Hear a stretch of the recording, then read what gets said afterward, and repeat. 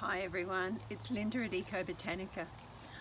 I just have to chuckle to myself sometimes, you know. When I lived in Victoria, in Ballarat, I used to dig out as many of these as possible from the grass. They're dandelions. Up here in Brisbane, well just south of Brisbane at Eco Botanica, which is in Capalaba, I cultivate dandelions.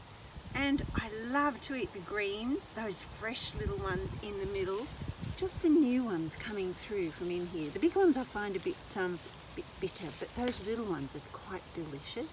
They make a good salad. And you know what? I also have made this for the first time. Look at it. Looks like honey, doesn't it? But in fact, it's dandelion flower jelly.